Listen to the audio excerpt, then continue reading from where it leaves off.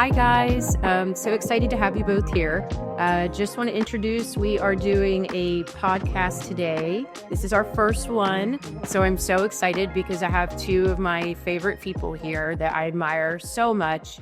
My name is Liza Caminiti with Divestor Jackson Christie's International Real Estate. And I have been in real estate now for 10 years in Charlotte, North Carolina. My background is interior design.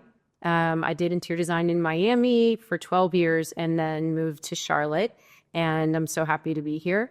I will go ahead and introduce the stars of the show because that's why we're here. So if you guys want to take it from there and introduce yourselves. Absolutely. I'm Danny Hirschberg with Northway Homes and Wickenden Partners here in Charlotte. I've been in real estate for 10 years in New York, and most recently the last 4.5 here in Charlotte as business partners with Cyrus. I'm Cyrus Mojdehi, co-founder of Northway Homes and Wickenden Partners, and I've worked in real estate my whole career. So have been in Charlotte now. This is the 5th year, and it's just been a great city for us. Absolutely. Well, obviously you guys know, I think the world of you, and you've just taken over Charlotte.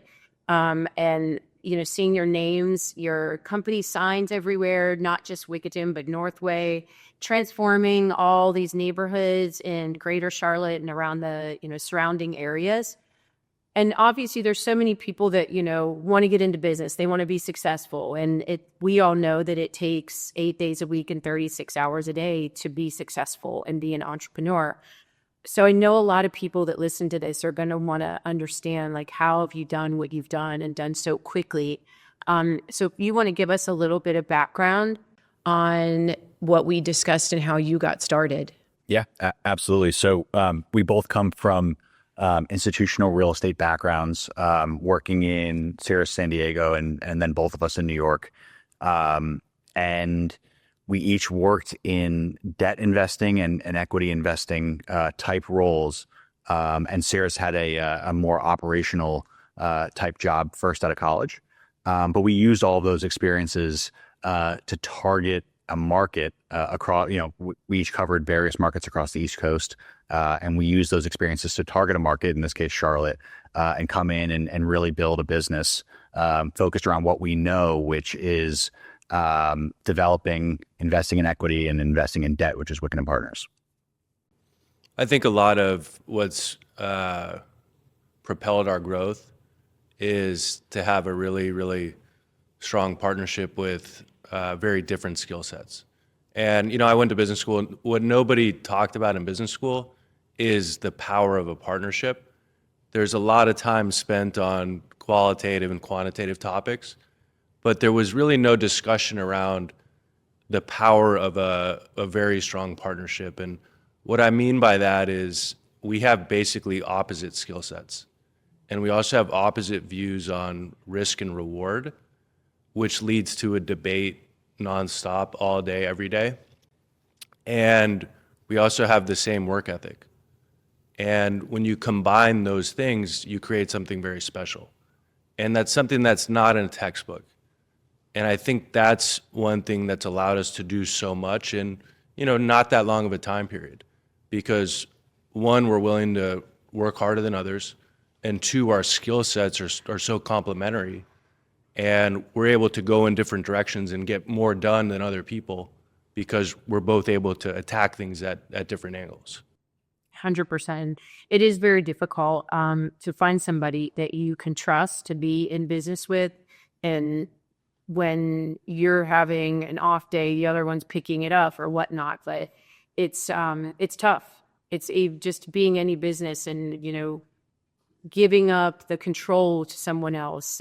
But with growth, you have to grow and grow teams. And that's what I find is very difficult for real estate agents to understand too, is building your business. Obviously, you both know Julian, my son, is now in business with me. And it's even been difficult for me to, trust to say, hey, okay, Julian, you go do this, this, and this. And so he's learning, But he even said to your comment, now that he's understanding different scenarios and things that come with being in real estate and being, an independent contractor, and talking about all this tax stuff, he's like, Mom, why do they not teach that in real estate school? Like, that's the stuff that you need to be learning. But you're right. I think probably teaching more of that hardcore, what it takes to have a business partner would be wise to learn to school. I mean, and I think just to add to that, it's, and I'm sure we'll talk about this, as we go along, but it's easy to run a successful business when times are good and the market's going up and to the right. But it's not easy to run a business and be successful when things stay flat or are, flat to down, depending on where you are in the city and what type of product you're building, whether you're building single family or townhomes. And having that debate as to what's a good deal, what's a bad deal, being risk on or being risk off, and meeting in the middle, you tend to make more correct decisions by being able to bounce ideas off of your business partner rather than just having your view and going for it. Yeah. Yeah. Well, I mean, I think you guys know every piece of dirt in this whole town because I've sent you lots and homes and deals, and Cyrus responds within 2 seconds. What is he, the dirt doctor? So it's very, very, very impressive for sure.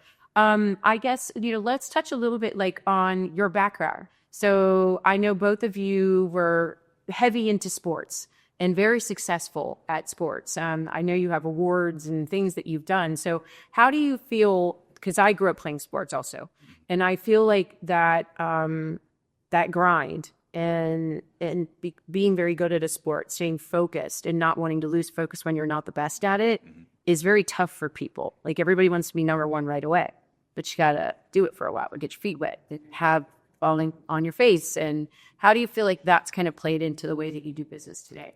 I think it plays into the work ethic piece of this. I mean, as we talked about, there's not enough minutes in the day, and we're all probably working 7 days a week, more than 12 hours a day, a lot of days.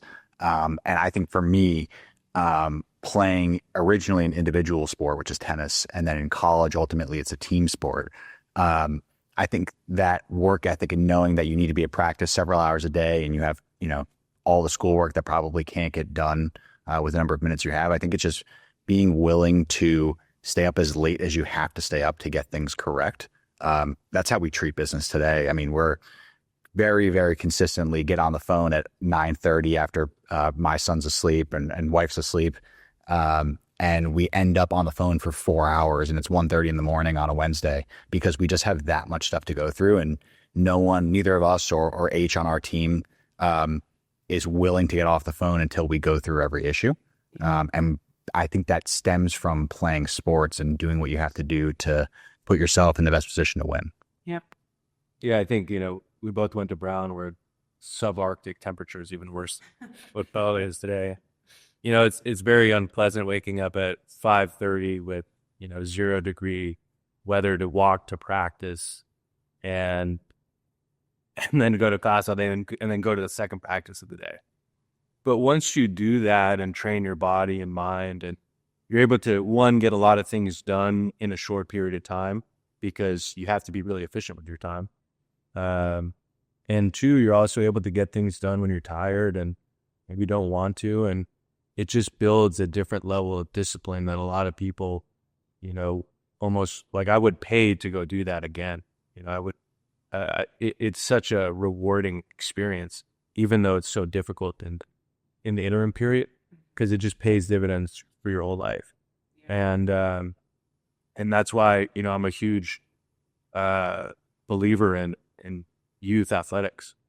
And, I'm a donor to Brown water polo because I think it has just done so much for me and my high school team and my club team, because, every little piece along the way that it all shapes you.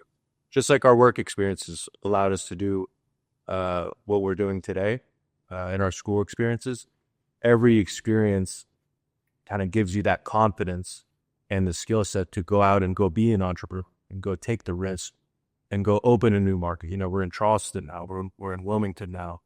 We're all over the Charlotte MSA.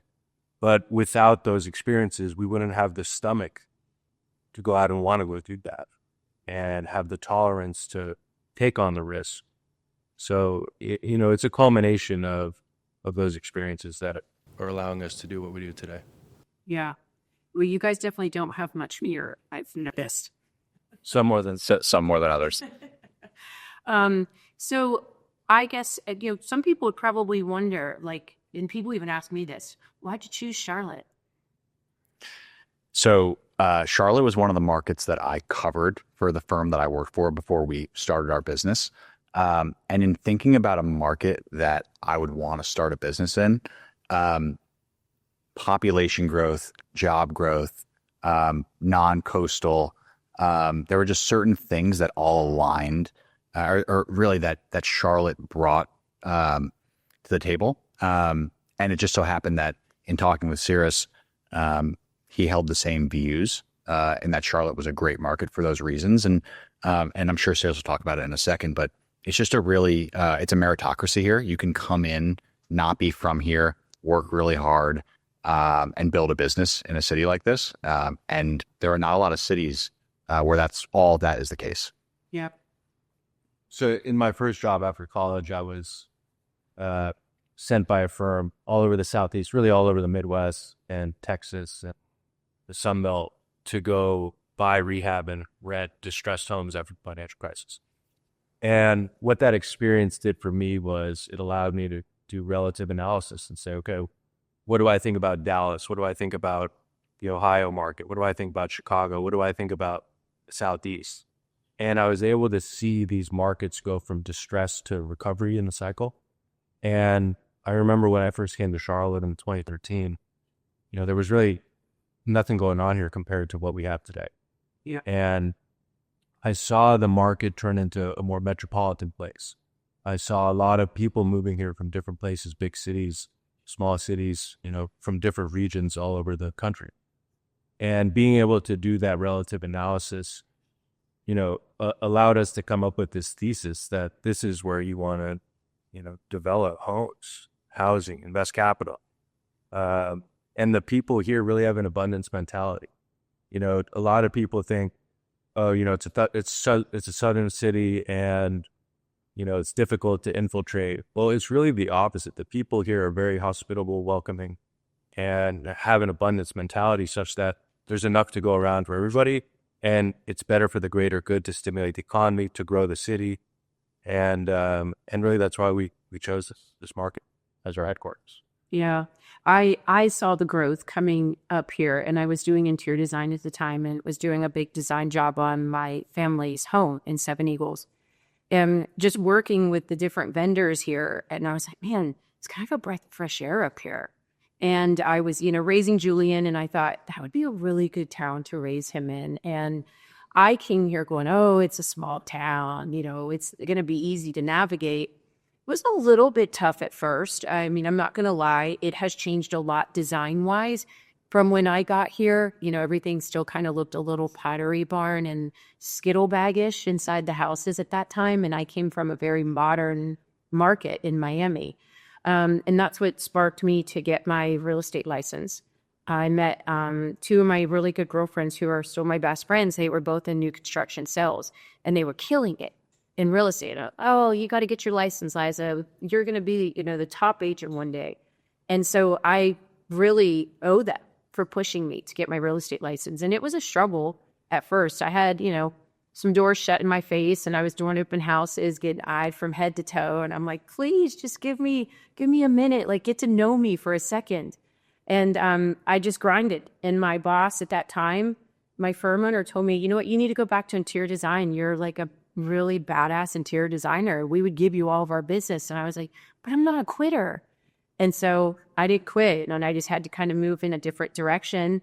And went from selling 3 homes in 27 months to 14 million in 7 months. And I was working leads, making 50% commission, dragging my son all over God's creation, like crying at night. I'm the worst mom in the world. But now I've taught my son the grit and the grind and just conquered it. And because I knew, like you said, I knew I could do it here because it is an easy town to make it and people welcome it. You just have to have the work ethic is really what I think it is. And that's just something you can't teach people. You either have it or you don't. And that's why we like working with you, because you're aligned with our work ethic, and you're available 24/7, which is really hard to hard to find, and we're willing to pay any price for that. Well, you were very sweet. I do respond to you at like 7 in the morning and 11 o'clock at night, and you say to me, "Bess, where's the offer? Where's the offer?" And Julian will text me and go, "Mom, where's the offer? And these tell them where's the offer." And I mean like good morning and good evening, but I'm just, I got to just get to the point. No, you guys you do business from your hearts, and that's what I really admire about both of you. I mean, Danny, when I reached out to you about that deal with that agent and, and there was a little bit of a, discrepancy that went on, and you immediately called her and wanted to smooth that over, like that speaks volumes about business owners, that you really care about the experience, and your whole team is that way. Everybody, it just really wants the experience to be a longing, impression. So I guess as we were talking before starting and getting to know you guys even more and your backgrounds, I can't believe, I thought you guys like grew up as best friends, and here it was, you were at the same college running in probably maybe 2 different circles of people, and then now here you are today, business partners, and I'm sure best friends and everything, and together nonstop. So it's really interesting.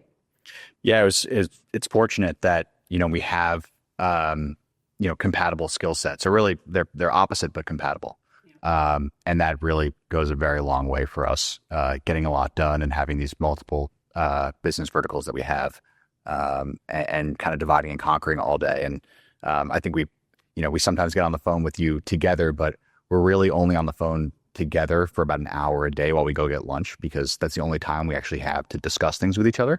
The rest of the day we're off going and trying to create value in the various business lines. That's sweet. I know I've seen you guys walking down the street South End together, and I'm like, there they go, brainstorming. It's really cool.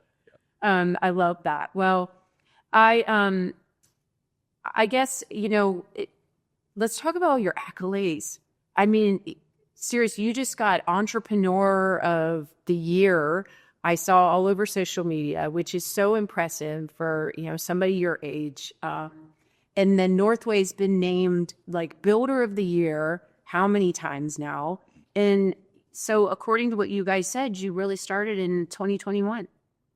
Yeah, I mean, I think so. Last year, Northway won the Charlotte Business Journal's Fast 50, which is the fastest growing business in this region of all private companies. So that was an award that really led to a lot of great publicity, and this Ernst & Young Entrepreneur of the Year award that we won, and it kind of opened up the floodgates and created a lot of exposure. And we had a lot of people reaching out. We don't have a PR department. We don't pay PR companies. It's all organic, and it's just, we don't work for the publicity, but when it comes to you, and it feels good, and it's done a lot for us with our banking relationships. People, when we first started, I was calling nonstop, and it was hard to get somebody to lend us anybody, really hard. And today, it's the opposite. And so it's really a testament to just putting one foot in front of the other, continuing to march down the path, and just do the work. That's all this has been. And we're really fortunate. Yeah. We continue to try to work with the best people that we can find. That's been really key for us in holding on to people that their ideals align with ours, from a work ethic, from every aspect of what we do in business. Partnering, continuing to grow with the people that perform, that raise their hand, and when there's a problem that arises, they raise their hand and say that they can take care of it, and they take care of it. That goes an extremely long way, because we're only 2 people, and last year built and sold over 280 homes, but 2 people don't build 280 homes in a year. It's a big team of people that perform at a really high level, and that's really what it starts with. And we've made our fair share of hiring mistakes and great hires and all of those things, but the great hires are the ones that really propel you forward. And so that's always a continued goal for us. And right, we get some of these fantastic accolades and it helps with PR and it helps with all these things. But the high performers that work on our team are really the people that get a lot of this stuff done. Yeah. Well, I always live by you're only as strong as the leaders or leader, if it's one or two of you. But I think that what's neat about you guys is you're reachable, you're touchable, you're down to earth, you care. I would imagine that people at work for you aren't scared to call you and say, hey, this is what's going on. And that's a neat thing to have. We've got that at Ivester Jackson, and I just think the world of Reed and Lori, because they're just so down to earth, and I can call them and tell them anything, and they just care about us. We're not just a dollar figure. We're a human being with hearts and souls, and so it's really neat. I think it comes down to people just loving the space and people loving what they do. Yeah.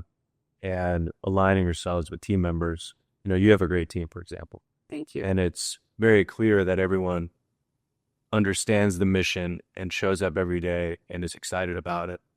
And those are the people we love to align ourselves with, because it makes a huge difference working with people that you can just tell when somebody loves what they do, because they're just inherently positive and they're in a good place. And it makes everything a lot more enjoyable, even if it's, a mundane task, because you're working with good people that like what they do.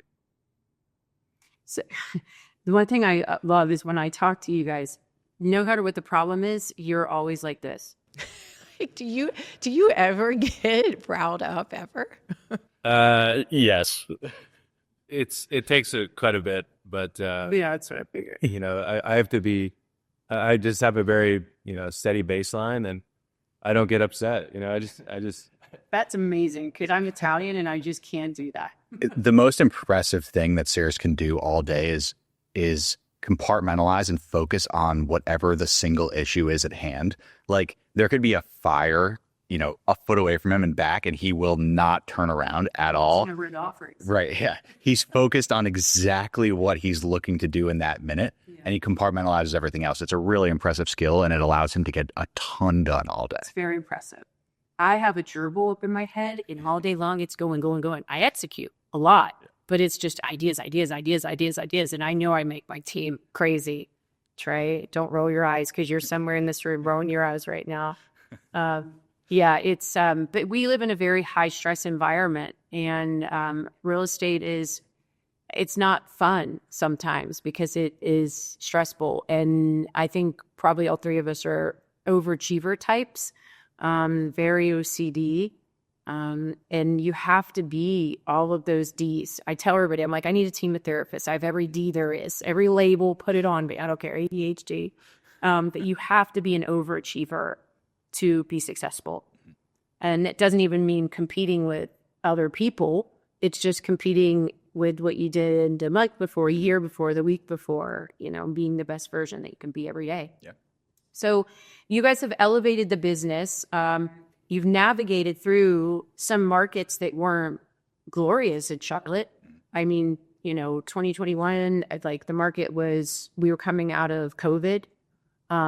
It was busy, but recently we just had, crazy roller coaster market. We're up, we're down, we're up, we're down.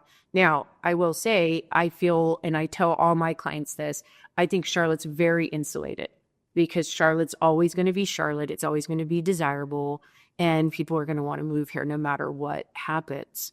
But you have elevated your business into bringing it even closer into greater Charlotte, instead of being on, the outskirts of Charlotte, which are amazing emerging markets for sure. But Yeah. what was the reason behind that? It's really, we have such a diverse product offering today. We sell anything from a $180,000 two-bedroom house in a Statesville or in an outer market of Charlotte to, a several $1,000,000 house with you in South Charlotte. And everything in between. And really, it's just a function of us growing our platform and being able to serve more customers. And the common denominator is really providing the best value in all the price points we operate at. So, our $180,000 two-bedroom home is $20,000 to $30,000 inside of the next most affordable home.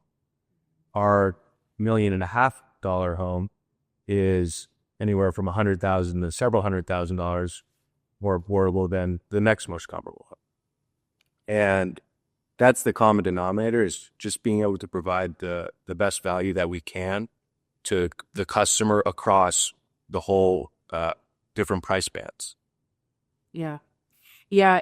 And I talk about this with people about you guys, and what I admire working with you is when you sell one house or two homes, you're not wanting to then go and gouge the pricing and, jack it up 20%. And you just want to move product and do it in the right way, which is really admirable, because I do know a lot of builders that will sell a couple and then, hey, let's raise it up 10, 15, 20%. And you're just not doing that. Cyrus says all the time, we're not retiring off of a single sale. It's about moving product and moving on to the next home. And we love our team, and we've got a really robust group of subcontractors that work on these homes. And to keep them moving, we got to keep selling homes, to keep starting homes and keep selling homes.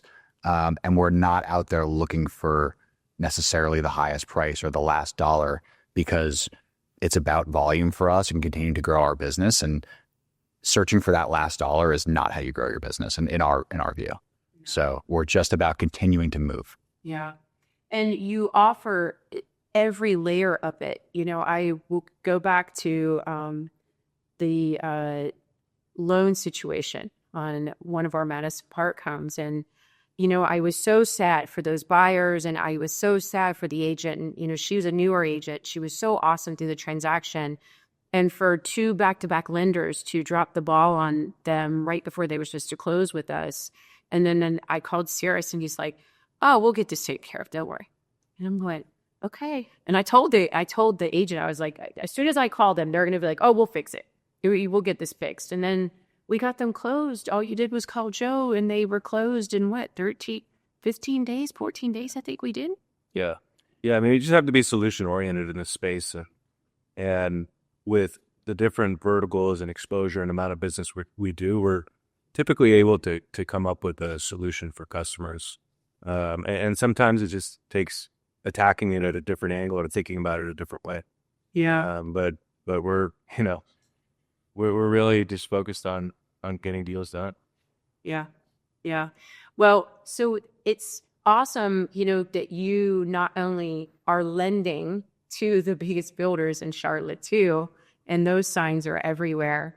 But you're also building, and now, our product, our Signature Series product is being compared to, $2-3 million homes. And we're, in that 1.3, 1.5 range on some of our stuff that we'll have coming up out of the ground. And that's a really big thing for you guys.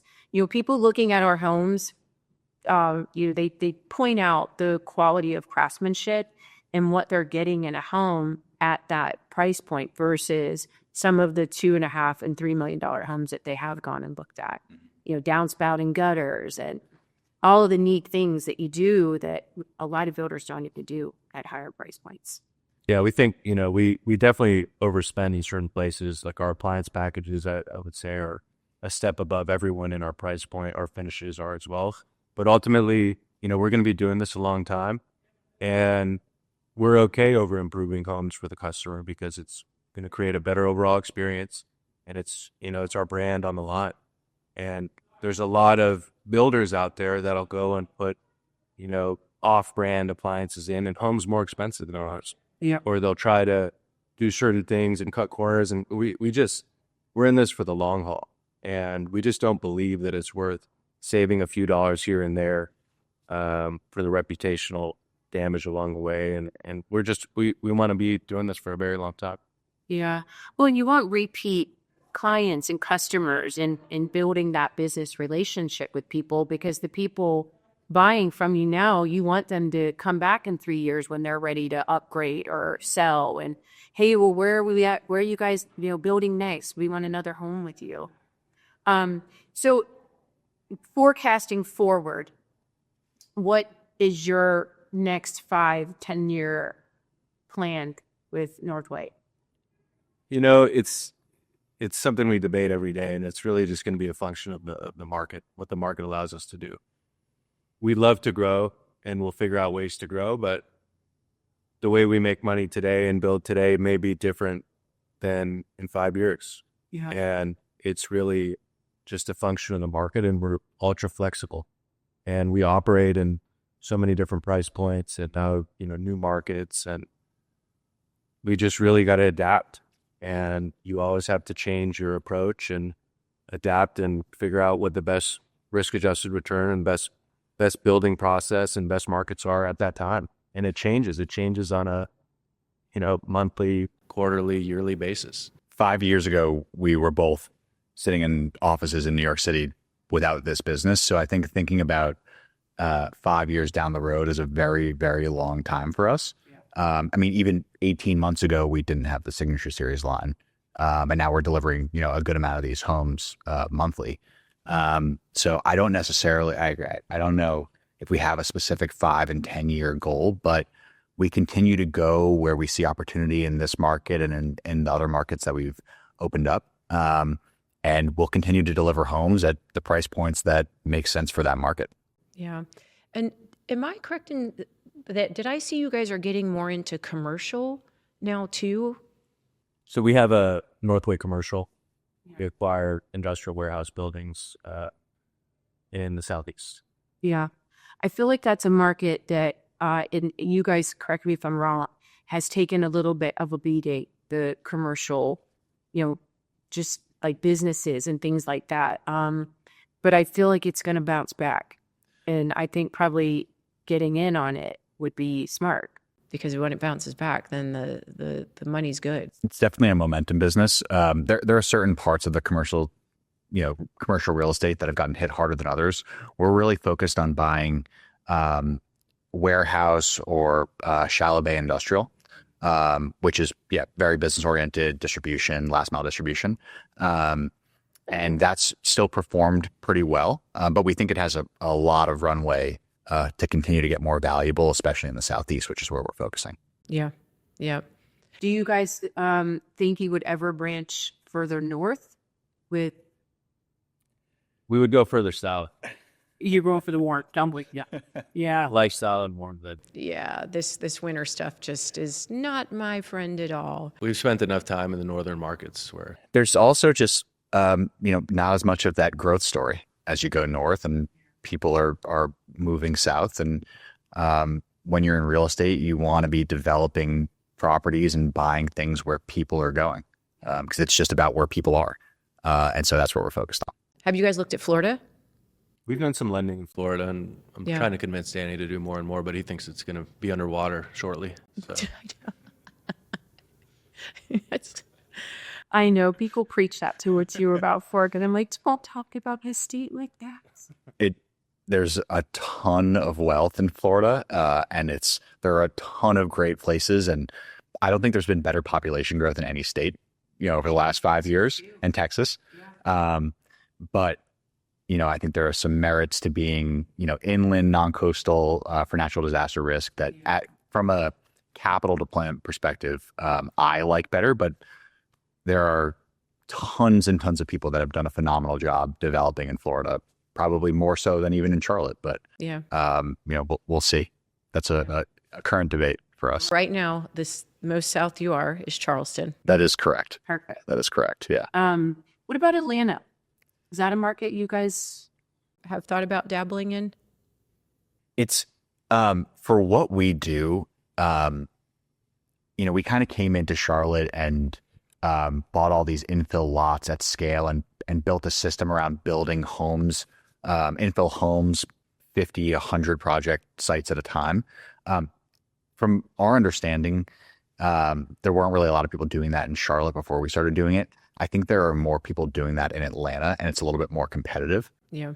And so if we can do it and operate in a market that's less competitive and find that, a greater spread or return, we'll do that. But we wouldn't rule out Atlanta. It just hasn't been the first couple markets that we've gone to look at outside of Charlotte.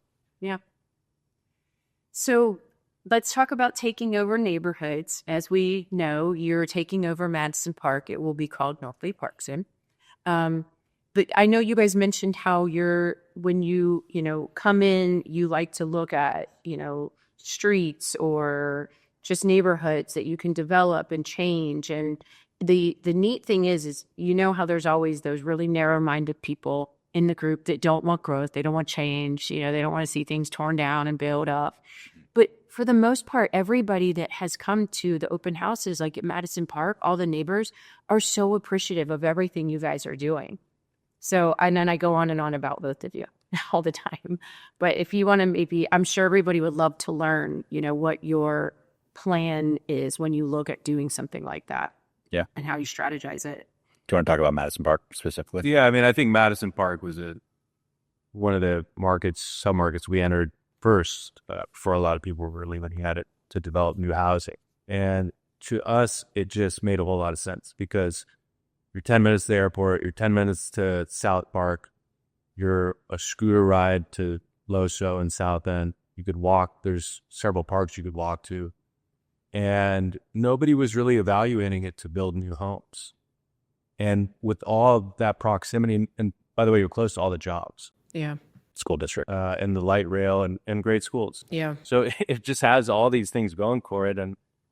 And so to us, it seemed like there was going to be plenty of demand.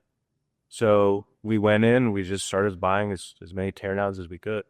And we continue to do so. And, now some other people have started to see that and are jumping in as well. But, it just, when we see a little pocket or corridor, we try to go and redevelop wherever we can. And because these windows only last so long and there's only so many opportunities in a built environment because these aren't greenfield projects. These are urban infill neighborhoods where you have to wait for somebody to die, retire, or want to sell a teardown, home that's in very tough condition.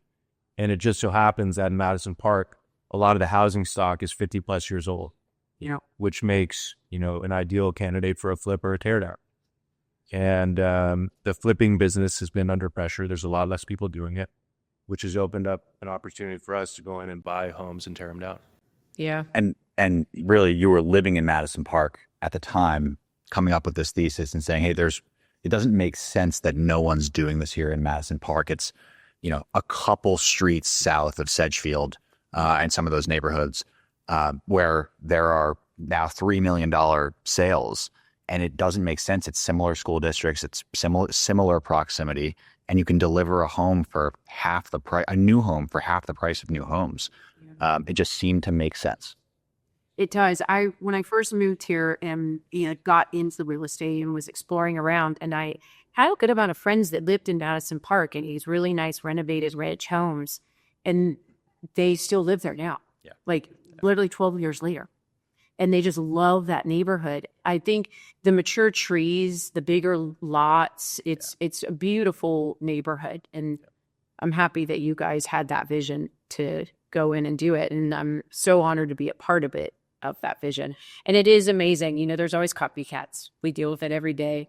But I see some of these other homes hitting are at like 1.55 and I'm like, oh, okay, well, good luck. Not me compete with us. Yeah, but it's really interesting. So, there's so many younger people than you guys that are looking up to you. My son being one of them, he's obsessed with both of you. But, what would you say to a young entrepreneur or a younger person in college that has this dream and vision, to want to make it in real estate or in business? What would your advice be? There's just so many different avenues and ways to go about either working for yourself or starting a company. But the best path to getting there is just knowing yourself and knowing your skill set. And the sooner you can figure that out, the sooner you can figure out what your end goal is going to be. For example, for myself, I knew I was going to be a horrible employee. I have crazy ADD, but I've learned to weaponize the ADD and get a crazy amount of things done that benefit us.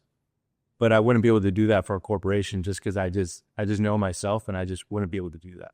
Yeah. But I figured that out early on and was able to take different steps with schooling, going to business school and having different jobs that gave me the skill set and preparation and the confidence to start Northway, start Wickenden, start, our different businesses. But every step along the way was because I knew myself and I knew what I needed to do to get to my ultimate place and goal, which was to be an entrepreneur. And the sooner you can figure out yourself, the sooner you can figure out where you're going to need to be.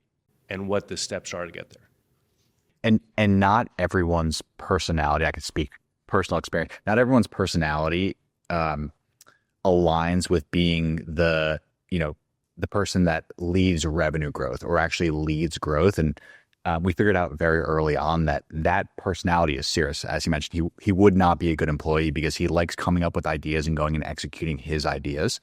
And just because you're not the person that drives the revenue growth doesn't mean that you can't be successful in an entrepreneurial environment. We put a lot of systems in place to allow Cyrus to do what he's really good at. And that's really helped our growth in what I would call a safe way or a strategic way.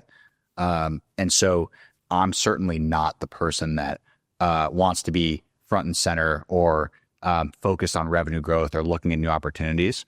But I found what's worked for me and what I'm good at in an entrepreneurial environment, which is setting up systems to make us more efficient on the back end of things. Wow, that's neat. See, that's not me. But everyone has their skill set, right? And you've hired around what you're good at and what you feel like you don't want to spend time on or are not as good at. And that's what a successful business takes, is figuring out what you're best suited to do. Any minute that Cyrus focuses on something that's not revenue generating is a wasted minute for our whole team. And anytime I'm out, and I really rarely do this, but try to go find an opportunity, that's a waste. It should be Cyrus doing that. And so we try to spend time doing what we're good at and then hire around or lay off to someone else what is better suited for them. Yeah. I think I had made a comment to you guys in a group text one time, and I said, I have a feeling nobody ever tells Cyrus no. So, I mean, you blame homeowners saying, hey, go buy your house, da-da-da. I feel like everybody would probably be on the phone with you for like an hour, and then you have a house. It's not quite that easy, but I tell him no all day. That's it. That's my whole job. What does he say back to you? Just tries to convince me otherwise. His job is to convince me to do things and try to convince the investment committee that deals are good deals. I think the other item to touch on is, if you are a visionary and you want to go build something and you're kind of you kind of have to be a bull in a china shop and you have to want to roll up your sleeves and do crazy stuff, you need a Danny for the guardrails. Yeah. or else When times are good, you're going to do really, really well. But when you're under pressure and times are not so great, you need those guardrails, or else you're going to drive off the road because you're just one visionary. And, it's such a necessity. And one thing that, we'll see during, worst times is those organizations that maybe didn't have that underlying discipline, or maybe didn't have that partner that was focused on risk and the guardrails and risk management. Because when times are good, all visionaries look like geniuses. And when times get tough, they go out of business. if they don't have the guardrails and a partner that, or some sort of safeguard Yeah. or a great operating partner. Yeah. Yeah. I mean, the market conditions and the world can change very quickly. There's a lot of craziness going on in the world right now, and it affects every layer of business for sure. So, Danny, you grew up, am I correct that you grew up in a family that had some type of real estate development? No real estate development, but both of my parents own their own businesses. They're both entrepreneurs. Yeah. And my mom actually works with us today at Northway and Wickenden. We pulled her out of retirement. But yeah, so I knew that I always wanted to do something entrepreneurial, but also knew that I'm not necessarily the revenue generating person. And I love kind of creating these kind of systems, but wanted to do it in an environment where I had ownership. And so this partnership works well for my skill set. That's awesome. And your family, were they involved in real estate at all? No, they were attorneys, and I wanted to get involved in real estate because my dad was taking calls at all hours of the night, and I'm probably worse than him now, but I just felt like this was a space that had a lot of flexibility and freedom, and but no, they weren't involved in the real estate world. That's interesting. Wow. Well, I know both of your parents must be very, very proud of you guys and the success that you've had. And I think it's so neat that your families are able to, be with you and experience all of that with you. So let's talk and touch on the signature series. So obviously a lot of your homes were more in that, 300, you said, to up to 800 prior to signature? So like 300 to 600. Okay. The signature series we'll look to do about 30 or so signature series homes in Charlotte this year in the $1 million to $2 million price range. Yeah. Perfect. And whose idea was that?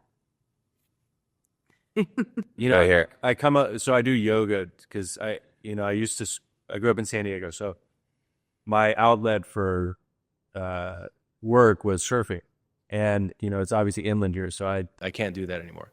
But now I do yoga, and in yoga, the similarity between yoga and surfing is you don't have your phone, nobody can call you, talk to you, and you're just in a room that's hot as shit. It's 100 plus degrees. It's mentally challenging. But nobody's talking to you. So I sit there and I think, and I am able to come up with ideas. The signature series was one of them. The Charleston market was another one of them. And it is really kind of opens up your mind in certain ways where, you're just disconnected. I mean, I think people today are just they're on their phones 24/7. And I am too, unless I'm doing yoga or doing something where I'm intentional about, I need to actually think and disconnect. So being in that medium has really allowed me to come up with some great ideas for our business. And I come up with a lot of ideas. Not all of them are good. And, Danny's, the first one to shut them down, but that's why it works. So That's awesome. I'm one of those idiots that gets a massage, and in the first 20 minutes, I've planned the next 10 years of my life. So my brain just doesn't stop. Like, it does not shut down. Maybe yoga is something I need to try to take up. I've tried it. I like it. And I think it's very cleansing. Like, being in that heat and sweating like that is very, very cleansing. And I can do that. Now, you are also the crazy person that gets into a cold plunge when it's 10 degrees outside. So let's just talk about that. that's another place where, you're putting your body and mind through a challenging situation. And, you do that in the morning and you've already done something very difficult. You've submerged yourself in 40-degree water, and The rest of the day is kind of easy from there. Yeah. Because we've already subjected yourself to some pain, and it also opens up your mind, and I think the mental benefits of it are just as great as the physical benefits. Yeah, I've tried cold plunge. It hurts my bones. Like, literally, my feet start like Doesn't get any easier. Really doesn't. Yeah, I don't know. I'll do the hot yoga, but I can't. The cold plunge I just can't do it. Danny, what's your outlet? Like, is starting your day, or like he detaches with his yoga? So every day I leave, and this is more recent now with our son, but every day I leave work right around 5:20, and my phone goes on Do Not Disturb until Ollie goes to sleep. And so, Cyrus calls it baby time, where he can be nefarious and try to find deals that I'm going to otherwise turn down. But that's really our routine during the week is, I don't pick up the phone from 5:30 to 7:30. We'll hop back on the phone after that and work through. But yeah, I don't touch my phone during that time. Good for you. My phone comes in the shower with me. With an AirPod. I mean, I can't say I'm not reaching for it, but It's insane. Like my voice text, by the way, I know they probably look like I didn't finish kindergarten, but I'm like the queen of voice texting. And then I'll look and I'm like, oh my God, they probably won't. She doesn't even know how to spell right. But I have taught my agents at my office how much business you get done in the shop in the morning. It's amazing. get some good ideas. Yeah. Yeah. Well, good for you for shutting down like that for your, for your wife and your son. And I just haven't mastered that whole work-life balance thing yet. But I'm just workaholic. Yeah, it's not easy. I can't say that I don't, glance at my phone or like, wonder what's going on. That's certainly not the case, but I'm sure. it takes some practice and, just continue to do my best. Does Grace hold your hand to the fire with it? Does she hide your phone? No, she does not. She's great, but no, I just, it's just important to try to be as present as possible because we really don't have that much time during the weekdays, or I don't have that much time to spend with Ollie and Grace. So I think it's really important. Absolutely. What time do you guys get up in the morning? 6:30. Yeah, at 6:30 or so. Not one of those crazy 4 a.m. people. Okay. But yeah, I struggle and get out of bed at 6:30. And you try to leave the office by like 5 every day? Yeah, try to by 5. I'm definitely out by 5:20, and then we'll hop back on the computer on the phone at 7:45 or 8 at night. That's awesome. Good. So we'll talk more. Let's jump back to Signature Series. So obviously, I know, 28209 hot zip code. We've got some new stuff that's going to be coming in 28210. We've dabbled in 28205. Are there any other areas in Charlotte that you guys have been discussing, or neighborhoods like Madison Park that you want to try to tap into? We want to kind of continue going deep into the markets that we're operating in now. But we're really just opportunistic. We're trying to find good land opportunities in any attractive part of the city. Yeah. So it just so happens that, when you start building in one location, you tend to get Deals, in that location, just because people see your signs, they see what you're doing, and, deals kind of lead to more deals. The signs have been really key, right? When someone's ready to sell down the street from where you're building, and they see a nice, brand new, beautiful house going up, you tend to get that first call. And part of the reason why we can offer great value to the consumer is that we're direct to the sellers of the homes or sellers of the land. And we can, build these homes in an efficient time period. And like we said, our capital is, is cost effective. But getting that first call from land sellers or owners of homes that are going to be teared down is really, really key. And the signs in the neighborhoods has been really important for that. Yeah. The marketing is key for sure.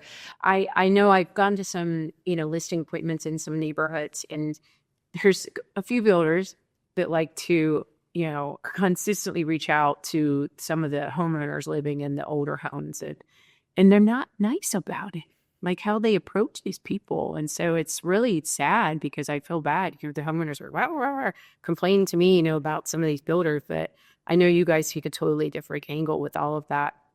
I do feel like the marketing piece has really stepped up for you guys, like videos and it's just your social media, everything. And I know that takes obviously a team behind you, and, working with Megan, she's amazing on all that stuff. Yeah, Megan's been great, and the Skycam team too. Yeah. It's been awesome. So it's been a nice addition to our platform to focus on the social media stuff, which we really didn't have for the first several years of our business. Yeah. Yeah. It's, it's really amazing. The deals that I've closed with you guys have honestly been some of the easiest deals I've had in my career in 10 years. So I can't thank you enough for that. But it's the whole team too. And to hear from the other side, wow, you guys are just, rock stars. It was such a smooth transaction. And there's agents now talking about that to other agents because it's getting back to me.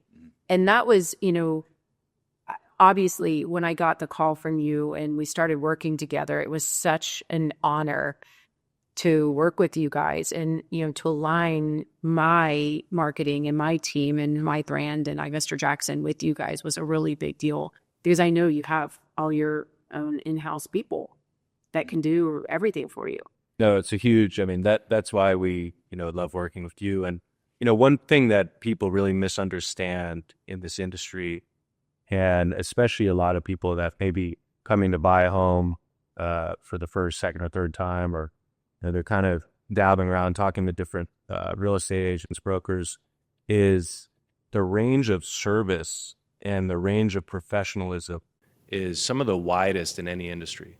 Yeah. And we work with brokers all day, every day. We have our own brokerage that sells our production homes. And the range of service and competency is the widest, I think, in almost any industry. And, working with your group, you just take the marketing and the professionalism and the service to the next level. Thank you very much. That it's just so well aligned with the Signature Series brand and kind of the luxury and what we're trying to Portray in that business. So it really means a lot to us to partner with your group. Well, thank you. Thank you. It means a lot to hear you say that. I could start crying. I do wear my heart on my sleeve, unfortunately, but I really appreciate those kind words. It means a lot. And I know that, Reed and Marie Jackson also are so honored, and they think the world of you guys too. So, I can't thank you guys enough for, doing this today. I thought it was so cute when you just responded back so quickly. And of course, I'm like, woo, jump up out of my seat. I was all excited. But then you were concerned about doing this together because you had said that you've never been on a podcast together. So I'm really honored to have you both sitting there. Even though you are sitting very far apart from each other, which It's the mic issue. Yeah. But yeah, so thank you for, coming and talking and aligning with each other on your views and everything. Thank you for having us. We're honored to be your first guests here, and this was a great experience, and we're excited to keep the ball rolling with you and sell a lot more homes. Awesome. Well, I will finish up by saying this will be one of many podcasts, and we are so excited. And I can't thank my team enough. My sweet brother, Mario, brother from another mother, and Trey for pushing me to finally do this. Mario's been on me for years. Liza, you have to do more videos of yourself. You have to let people get to know you, not just selling a house. So we are going to have more continued videos, and would love to have you guys back. You guys can be seen at Northway Homes on Instagram. For those of you that don't follow Northway, highly recommend following them. They are such an inspirational company, changing Charlotte. And our signature series is www.northwaysignatureseries.com. You will see all of our upcoming homes, and please reach out because we're so excited to sell a home with you guys and give you a great experience. Thank you guys so much. Thanks, Liza. Thanks,